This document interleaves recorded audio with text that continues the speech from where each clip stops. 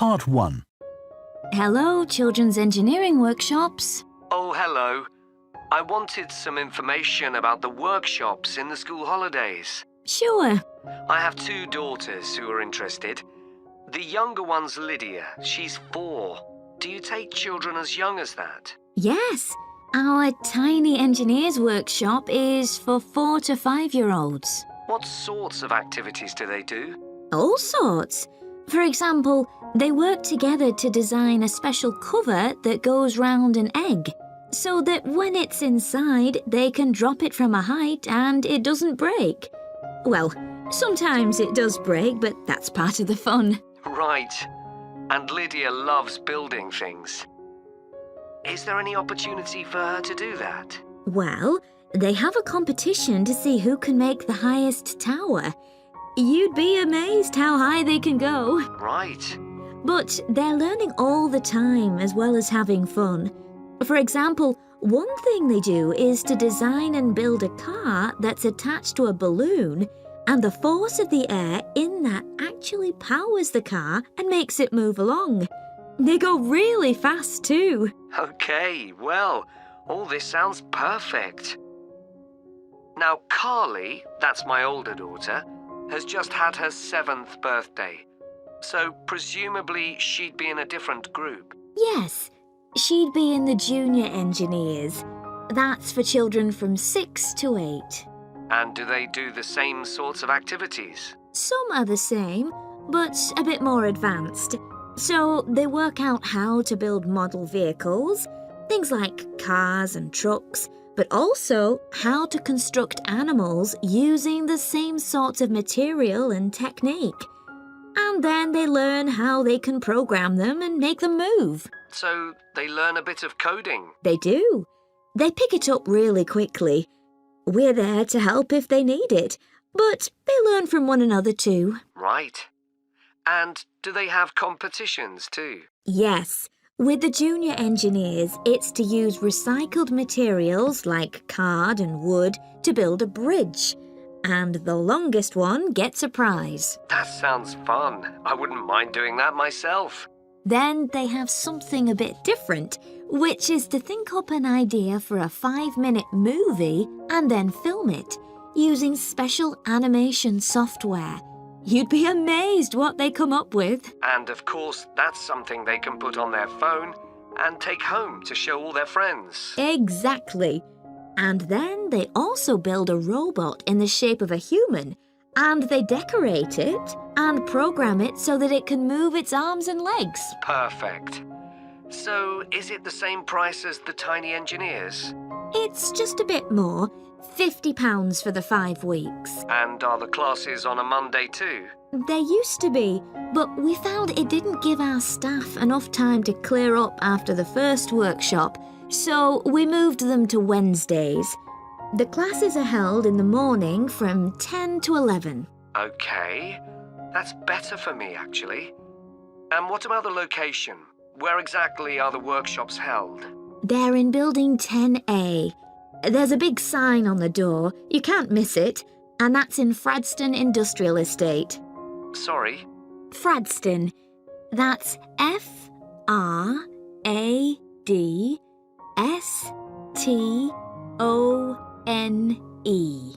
And that's in Grassford, isn't it? Yes, up past the station. And will I have any parking problems there? No, there's always plenty available. So, would you like to enroll Lydia and Carly now? Okay. So, can I have your full name? 2. Good morning, everyone, and welcome to Stevenson's, one of the country's major manufacturers of metal goods. Thank you for choosing us for your 2 weeks of work experience. My name is Julia Simmons, and since the beginning of this year, I've been the managing director. Stevenson's is quite an old company. Like me, the founder, Ronald Stevenson, went into the steel industry when he left school. That was in 1923.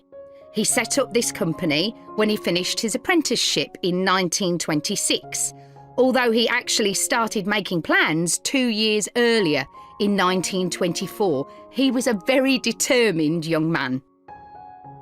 Stevenson's long-term plan was to manufacture components for the machine tools industry, although in fact that never came about, and for the automotive industry, that is cars and lorries. However, there was a delay of 5 years before that happened, because shortly before the company went into production, Stevenson was given the opportunity to make goods for hospitals and other players in the healthcare industry. So that's what we did for the first 5 years. Over the years, we've expanded the premises considerably. We were lucky that the site is big enough, so moving to a new location has never been necessary. However, the layout is far from ideal for modern machinery and production methods, so we intend to carry out major refurbishment of this site over the next 5 years. I'd better give you some idea of what you'll be doing during your 2 weeks with us, so you know what to expect. Most mornings you'll have a presentation from one of the managers to learn about their department, starting this morning with research and development. And you'll all spend some time in each department, observing what's going on and talking to people, as long as you don't stop them from doing their work altogether. In the past, a teacher from your school has come in at the end of each week to find out how the group were getting on, but your school isn't able to arrange that this year. OK, now I'll briefly help you to orientate yourselves around the site. As you can see, we're in the reception area, which we try to make attractive and welcoming to visitors. There's a corridor running left from here, and if you go along that, the door facing you at the end is the entrance to the coffee room. This looks out onto the main road on one side and some trees on the other, and that'll be where you meet each morning. The factory is the very big room on the far side of the site. Next to it is the warehouse, which can be accessed by lorries going up the road to the turning area at the end. You can get to the warehouse by crossing to the far side of the courtyard, and then the door is on your right. Somewhere you'll be keen to find is the staff canteen. This is right next to reception. I can confidently say that the food's very good, but the view isn't. The windows on one side look onto a corridor and courtyard, which aren't very attractive at all, and on the other onto the access road, which isn't much better. You'll be using the meeting room quite often, and you'll find it by walking along the corridor to the left of the courtyard and continuing along it to the end. The meeting room is the last one on the right, and I'm afraid there's no natural daylight in the room. Then you'll need to know where some of the offices are. The Human Resources Department is at the front of this building, so you head to the left along the corridor from reception, and it's the second room you come to. It looks out onto the main road. And finally, the boardroom, where you'll be meeting sometimes. That has quite a pleasant view, as it looks out onto the trees. Go along the corridor past the courtyard, right to the end. The boardroom is on the left, next to the factory. OK, now, are there any questions before we move? 3. How are you getting on with your art project, Tom? OK.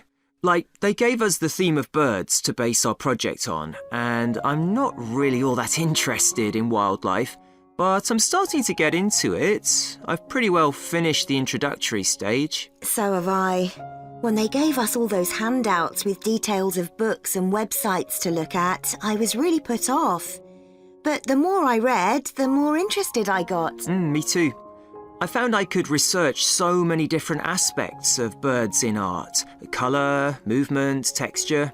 So I was looking forward to the bird park visit. What a letdown. It poured with rain and we hardly saw a single bird. Much less use than the trip to the Natural History Museum. Yeah. I liked all the stuff about evolution there, The workshop sessions with Dr. Fletcher were good too, especially the brainstorming sessions. I missed those because I was ill. I wish we could have seen the projects last year's students did. I suppose they want us to do our own thing, not copy. Have you drafted your proposal yet? Yes, but I haven't handed it in. I need to amend some parts. I've realised the notes from my research are almost all just descriptions. I haven't actually evaluated anything, so I'll have to fix that. Oh, I didn't know we had to do that. I'll have to look at that too. Did you do a timeline for the project? Yes, and a mind map. Yeah, so did I. I quite enjoyed that. But it was hard having to explain the basis for my decisions in my action plan. What? You know, give a rationale. I didn't realise we had to do that. OK, I can add it now. And I've done the video diary presentation and worked out what I want my outcome to be in the project. Someone told me it's best not to be too precise about your actual outcome at this stage, so you have more scope to explore your ideas later on. So I'm going to go back to my proposal to make it a bit more vague. Really? OK, I'll change that too then. One part of the project I'm unsure about is where we choose some paintings of birds and say what they mean to us. Like, I chose a painting of a falcon by Landseer. I like it because the bird's standing there with his head turned to one side, but he seems to be staring straight at you. But I can't just say it's a bit scary, can I? You could talk about the possible danger suggested by the bird's look. Oh, OK. There's a picture of a fishhawk by Audubon I like. It's swooping over the water with a fish in its talons and with great black wings which take up most of the picture.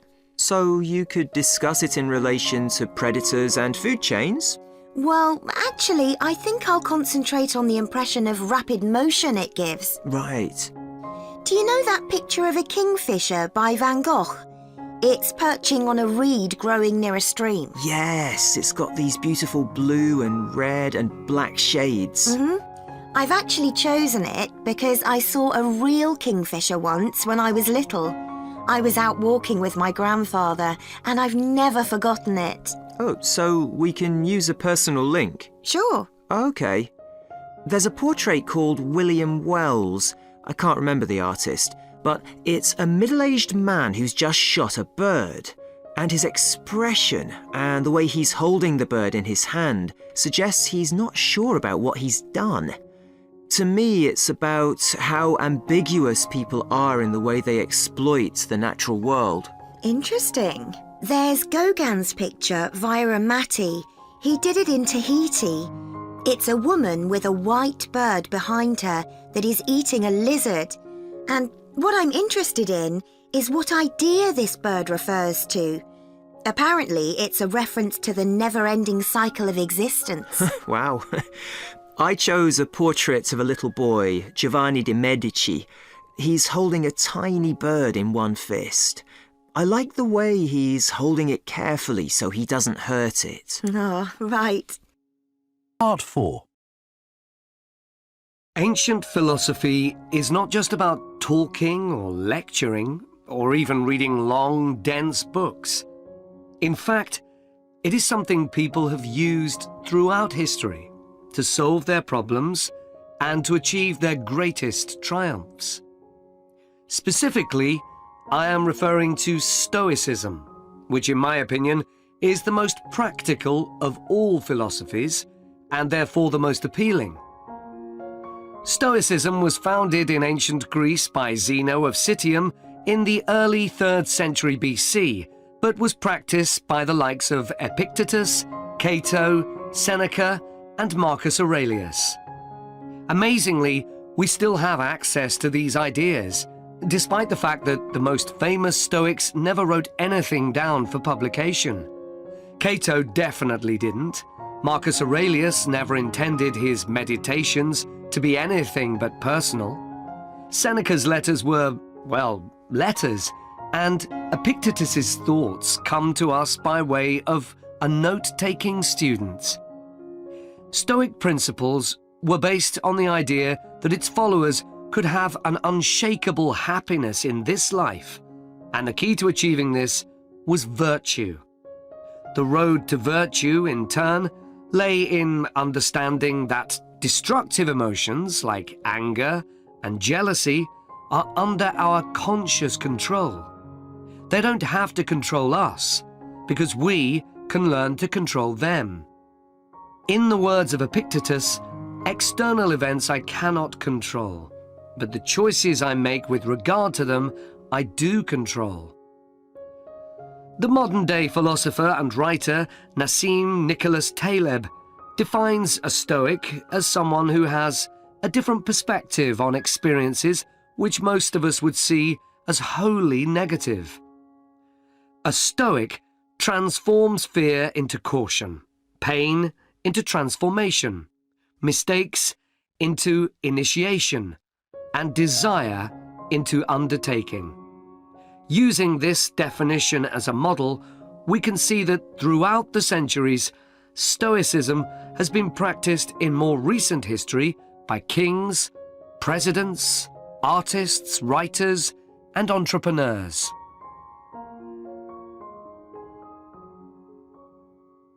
The founding fathers of the United States were inspired by the philosophy. George Washington was introduced to Stoicism by his neighbours at age 17, and later put on a play based on the life of Cato to inspire his men. Thomas Jefferson kept a copy of Seneca beside his bed. Writers and artists have also been inspired by the Stoics. Eugene Delacroix, the renowned French Romantic artist, known best for his painting Liberty Leading the People, was an ardent Stoic, referring to it as his consoling religion. The economist Adam Smith's theories on capitalism were significantly influenced by the Stoicism that he studied as a schoolboy, under a teacher who had translated Marcus Aurelius's works. Today's political leaders are no different, with many finding their inspiration from the ancient texts. Former US President Bill Clinton rereads Marcus Aurelius every single year, and many have compared former President Obama's calm leadership style to that of Cato. Wen Jiabao, the former Prime Minister of China, claims that Meditations is one of 2 books he travels with, and that he has read it more than 100 times over the course of his life. Stoicism had a profound influence on Albert Ellis, who invented cognitive behavior therapy, which is used to help people manage their problems by changing the way that they think and behave. It's most commonly used to treat depression. The idea is that we can take control of our lives by challenging the irrational beliefs that create our faulty thinking, symptoms, and behaviors by using logic instead. Stoicism has also become popular in the world of business. Stoic principles can build the resilience and state of mind required to overcome setbacks, because Stoics teach turning obstacles into opportunity, a lesson every business entrepreneur needs to learn. I would argue that studying Stoicism is as relevant today as it was 2,000 years ago, thanks to its brilliant insights into how to lead a good life. At the very root of the thinking, there is a very simple way of living. Control what you can and accept what you can't. This is not as easy as it sounds and will require considerable practice. It can take a lifetime to master. The Stoics also believed the most important foundation for a good and happy life is not money, fame, power, or pleasure, but having a disciplined and principled character, something which seems to resonate with many people today. That is the end of part 4. You now have 1 minute to check your answers to part 4.